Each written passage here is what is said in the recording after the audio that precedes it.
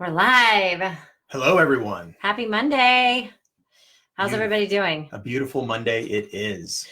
So today we're going to talk about, again, on our series, how to preserve your energy as an entrepreneur. And it's how to gain control by letting go of control. Anybody out there control freaks? Oh. Anyone? I know that I have been in the past. I know that I used to be one. And I find myself still doing it. So from time to time, it's a level of awareness again. So yeah. So control. So how do you get control by giving up control? That's an enigma. Yeah, it's the paradox of all time. Well, when you're trying to control something, you're actually losing your energy. Think about it. When you're trying to hold everything together, when you're trying to control the outcome or how it happens or the way it's getting done, you are draining your energy. And a lot of times it's also blocking opportunities that come in from the universe. Blocking the flow of energy and manifestation coming in. Yes. Yeah, absolutely. So tell a story. So it's interesting. So in my real estate business, one thing, that was hard for me, and I know it's a lot of hard for some clients that we've talked to, is my clients need me. Yeah. Right? As a business owner or a solopreneur, it's like, I've got to be the person that does this. I've always done the meetings, or I've always done the sales calls. Or I'm the only one that can do it right. We hear this all the time. I'm the engineer. It's my job to make sure my clients are happy. And here's the thing. We have to make sure that we bring value. I had a coach teach me almost a decade ago that every single person on your team is replaceable, including you, including us. I know it's hard to believe. Every single person is replaceable. They are. Let's be honest. Once a brand grows, I mean, come on, we get on Google and use Google every day. You're not going to meet the owners of Google, right? Or Amazon. How many products do we order on Amazon? Do we know really who Jeff Bezos is? No, we don't. And so as a company grows and you expand, you don't need to be the center of attention or the focal point. You can begin to outsource. Something we've recently been doing is using a program or a website called Upwork. I know a lot of you know what Upwork.com is. It's a great way to contact and get in touch with freelancers for just about anything, from video to web design to content writing, to logos, to ClickFunnels, to pretty much everything that you would ever need done in your business. Bookkeeping. Just hired some outsourced bookkeeping, which is fantastic, by the way. Something that most of us absolutely cannot stand. So outsource. We can't stress this enough. Get in contact with freelancers. Outsource the areas of your business that are absolutely draining and leaking energy. Most profound thing you could do. And again, we've talked about this in episodes before. When you're starting your own business, then you're pretty much the number one and you're doing all the things. Well, here's the thing. If you are doing that right now, so get really good at everything. Figure out the processes. Already be in your mind, how am I going to break this down to where then when I do delegate it, I can communicate everything that I would like done. Because when I first started doing the Upwork program, it was really, really hard for me to get really down in the details and give very specific, clear instructions. And I struggled a lot with that. So if you start doing the work now of thinking exactly the way you want it, what are the steps? What are the processes? What's important to you about every single duty and task, then you're already having that work done. So it's easy to delegate. I know that when we first hired on Hannah, she always says to me that, you're super big picture, like I need more detail. And then sometimes I would tell her, just do it. You can, you know what to do. And I would delegate to something to her. And then she would come back and it would be something completely different than what I was thinking in my mind. Well, in NLP, we know that communication is the response you get. So what that means is it's your job as the owner or the entrepreneur to be able to get down in the details and extract everything that you're thinking, feeling, what the pictures you're making, the sounds, what's important to you, how you want it to look like after it's done, and then hand it over and let go of the control of how they do it. Because let's be honest, most of us suck at giving, we suck at giving really clear instructions. Most people, let's be honest. I know I still challenge. I'm still working on it. I'm still challenged with that. We're communication experts and we're still working on it in and our it's relationship. The best practice though. Think about it. It's the best practice to grow your business, because there's not one position, or if you haven't clarified a specific position on your team, you can really learn what that process is, right? Learn the policies, the procedures, the process, everything that goes involved, and then find the right person to delegate that to. Most people, that's why they're a one-man band. That's why they say, I hate employees, or I can never find good employees. I can't stand hiring people, because they don't break down the process, the strategy. There's a strategy, by the way,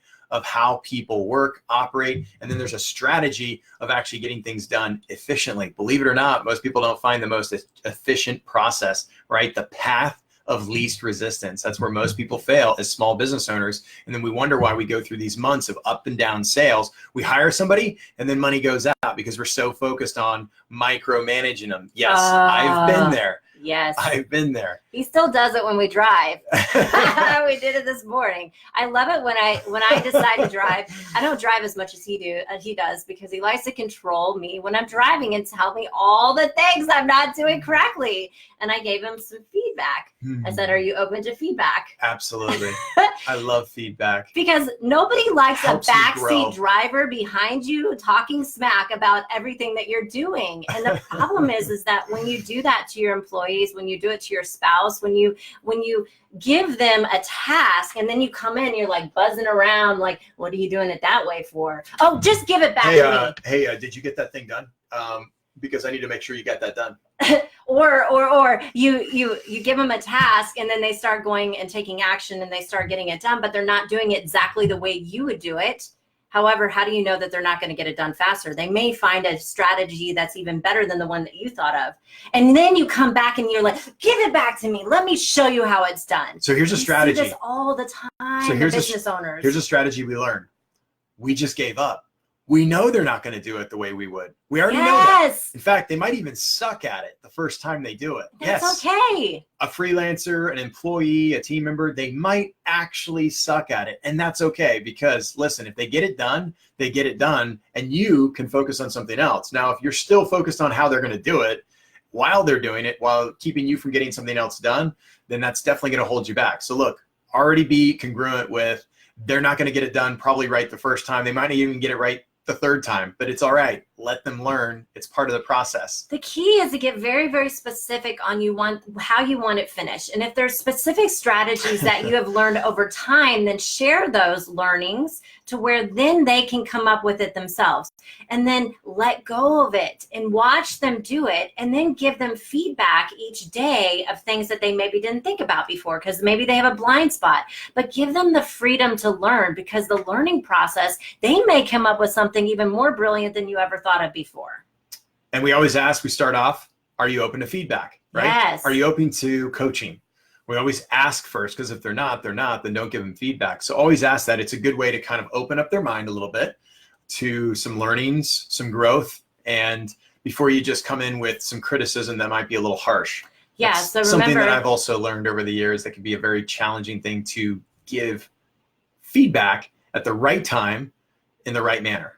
Hannah says, laugh out loud. That's my mom. I see this all the time with parents.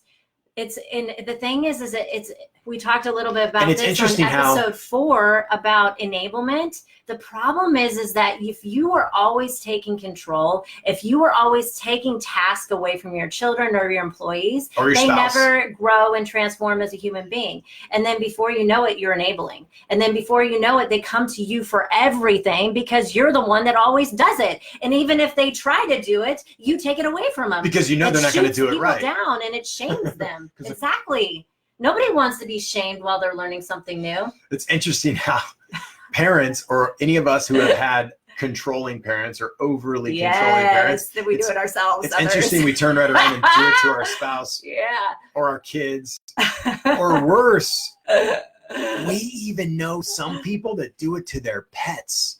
Oh, yeah. They over control their dogs, their poor little doggies. Oh. They're walking their dog and they're controlling them how they walk the dog. Well, there is a level of control that you want to do. Well, of course, but Yeah. not to the point where the dog doesn't have any confidence. Yeah. And here's another thing too. It drains your energy when you're so busy being busy, hovering over somebody's shoulders, telling them what they're not doing right and trying to take it away. You're actually draining your life force energy. It's taking, and it's also wasting your time. The whole reason why you hired people is to be able to hand off these tasks to other people so you can get into the position where you're doing only what you do best, which is your superpower, which maybe it's sales, maybe it's connecting with people, maybe it's building relationships.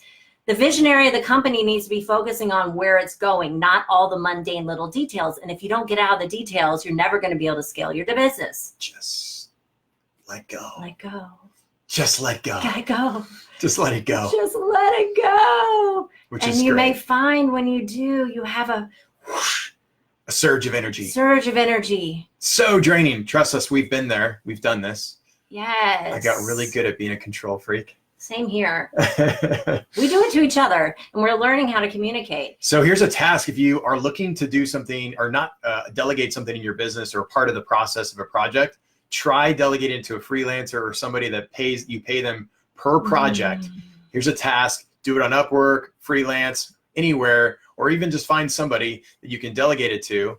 Pay them to do it because there's an exchange of energy there, right? We talk about a spiritual exchange, a monetary exchange. And see if you can explain and communicate clearly what they need to do, how they need to do it, and then just give up control and let it go and see what happens. If you're not to a place financially in your business to delegate those type of things, then watch yourself throughout the week, this whole week, watch yourself. And when it comes to relating with your children or your spouse or the people you love, see if you tend to go to the micromanaging side. See if you take tasks away from them as soon as you give them to them. See if you're one of those people that tend to enable. And if you're watching by this, doing everything. If you're watching this and you're open to sharing, just put, yes, I'm a control freak down in the comments, or no, I'm not a control freak. Does anyone have any comments of where you are a control freak? We'd love to. We'd love to have people share, of course. And if you're just jumping on, this is how to gain control by letting go of control, as entrepreneurs tend to do. We were just talking about delegating tasks and giving up control, parts of it in our business. Recently, if you're kind of rewatching this, we've been hiring a lot of freelancers on Upwork.com, and it's great practice to communicate specific tasks about what needs to be done and letting them do it and getting back to you with their results and then giving them feedback, draft 1, draft 2, and then put something together as some kind of a final product and letting it come together without you having to think about it, drain your energy. It's absolutely fantastic for those of you that don't delegate enough. Let's practice. Let's practice. It's been great practice for us, and it absolutely gives us more energy so we can do the things we love to do the things we are great at doing, and the business grows.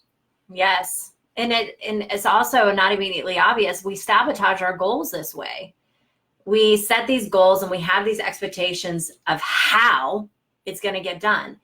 Well, I forgot who says it, but it's one of these success gurus. They're like, the how is none of your damn business. The how, you don't need to worry about the how. Of course you want to plan and you want to know the action steps that you take. And at the same time, you don't know how the universe is going to bring it into your life.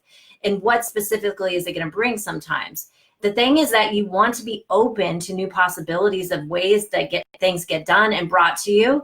That way you're not blocking the flow, damming the energy of the universe. Yep. Because a lot of times we'll set these huge goals and we try to control how it happens. We also have this grip of expectations of when it needs to get done and all those things. And the problem is that it ends up pushing it further away. Which bleeds into perfection, by the way, because control, yes. When you do have control over something or someone or this business or this idea or yes. this baby we call our business, we entrepreneurs tend to have massive control and then turn it into perfection. Perfection is this endless pursuit. It doesn't exist. It's absolutely unhealthy. Just let it go. And I can't tell you how many times that I would have rather just produced C-, maybe B- product, get it out there, than wait for that perfection of producing B+, A+ product and never executing, never producing it. Perfectionism will not allow you to scale your business. Same thing with if you don't delegate, you won't be able to do the things that you need to get done in order to keep it moving forward. So just look at these things, because perfectionism, it's only in the eye of the beholder. Everyone else doesn't see that. It's an illusion, a self-fulfilling prophecy that will sabotage success every single time. Total illusion. It's an illusion. And so one thing for us entrepreneurs, solopreneurs, if you're just jumping on, we're just talking about gain control by letting go of control. Number one way to get control of your business, in our opinion, is find a good bookkeeper. Yeah. Nobody seems to do taxes or likes doing bookwork. Find somebody who's good at it. Find somebody you can trust and let them do it so they can get you those metrics. The most important thing is getting control of metrics. That's what my brother AJ Yager and Megan Yager do. And it's amazing. Like, you got to get in control of your KPIs, your key performance indicators. That's what it is about. If you don't have those metrics, you don't know how to make decisions in your business. And it's difficult to make smart decisions moving forward based on the past of what you've spent. So bookkeeping, fantastic way to outsource. And so many business owners that we talk to, they still don't outsource that. And it's just and then it ends up astonishing. backing up. And a lot of times they don't get their taxes paid on time, which is also damming the flow of financial energy coming into your life. If you don't enjoy doing finances, delegate it. Yep, delegate it. It is definitely something that you can take off your plate that will open up a lot more energy for you to focus on the things that you need to get done in order for the business to keep moving forward. So build your team of freelancers, independent contractors. Build your team, because here's the thing. It's really good to have multiple minds around you, especially if you guys are aligned with your values and you guys are thinking at a high level. Those people are going to aid and grow your business, right? Consciously and unconsciously. Think of it as different lobes of the brain. Each person that's in like the admin, and the person that's in shipping, and the person that is doing the finances, and the people that are doing sales and contracts, the coaching, or whatever it is. That's how our business is. It's like different lobes of the brain that create this beautiful brain that is going to fire and wire of total success and create tons and tons of money coming into your business. And everybody's doing their own unique superpower. The problem is you got to get out of their lobe. You got to get out of their business and let them do what they do, because you are blocking those neurological connections of the brain. So who's going to be a hashtag X control freak? Yes. That's right, Hannah. Let it go. Let it go. I love it. So first step is being aware of it, right? Be aware of where you try to control things and how it's blocking you. Look at it. Look at the relationship that it happens whenever you're trying to control somebody or micromanage. Oh, we forgot to talk about taking on control of the world too. Ooh. Last one. Worrying about all the problems the universe has right now. Yeah, the world, the politics, all the things, right? Well, the thing is that yes, it is happening. And it is our responsibility as human beings to take action and, do the things that we think is right that will help the outcome of humanity as a whole. And a lot of these things aren't going to be able to have effect without you financially being independent. So focus on what you can do right now for your business. Focus on creating abundance in your business and helping people and waking them up. And then you can take that money and then you can put it into put it into organizations that's actually going to be able to do something about it.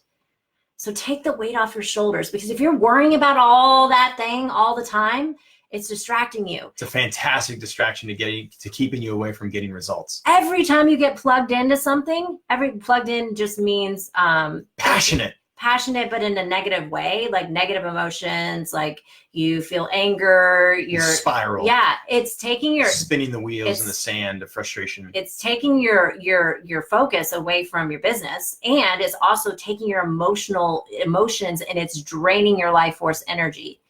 It is. So stop doing it and take the weight of the world off your shoulders and focus on you. What can you do right now that's going to help move the needle in your business, which then is going to allow you to help and educate your kids, and it's going to help the community. And think of it from a grassroots level. I mean, that's what we're doing, because whenever you're focusing on all the things, all those things, it's draining. It's extremely draining.